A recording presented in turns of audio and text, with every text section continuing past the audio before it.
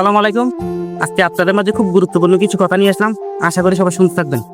এই যে দেখতেছেন আমার পাশে ধান গাছ, আপনারা যে ভাত খান মনে হয় যে কি এমনি এমনি এগুলো হয়ে যায় না?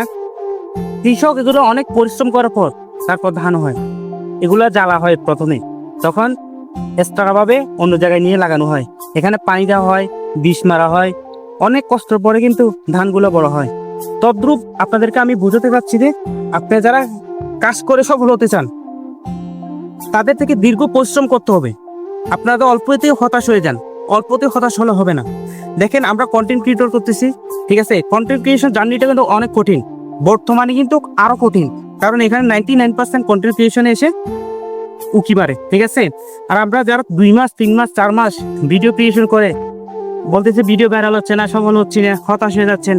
আরে ভাই, এমনি এমনি তো কিছু হবে না, কোয়ালিফাই কিছু দিতে হবে, আপনার প্রতিভাটাকে মানুষের সামনে দেখাতে হবে। আপনি একটা ভিডিও করছেন, ভিডিওটা ছেড়ে কি ভাইরাল হয়ে যাবে? না, হবে না। আপনি একটা ভিডিও করছেন, 200 ভিউ আসছে, তারপরের ভিডিও করছেন 300 ভিউ আসছে, আবার 3 নম্বর ভিডিওটা কি 100 ভিউ হতে পারে। এগুলো কন্টেন্টের কোয়ালিটি, আপনার প্রতিভা, মানুষের সামনে গিয়ে আপনার কথা বলতে হবে। যদি আপনি পরিশ্রম করতে পারেন, মানুষকে আপনার প্রতিভা এটা দেখাতে পারেন, তাহলে আপনি জীবনে কিছু করতে পারবেন, সফলতা অর্জন করতে পারবেন। এমনি এমনি ভাই সফলতা আসে না। যেখানে যান, আপনার চাকরির ক্ষেত্রে হোক অথবা কি কন্টেন্ট ক্রিয়েশনের ক্ষেত্রে হোক, বা আপনি কাজ করেন, যেটার ক্ষেত্রে হোক, আপনাকে পরিশ্রম করতে হবে, আপনার প্রতিভা যেটা এটা কাজে লাগাতে হবে। আশা করি বুঝতে পারছেন। ধন্যবাদ।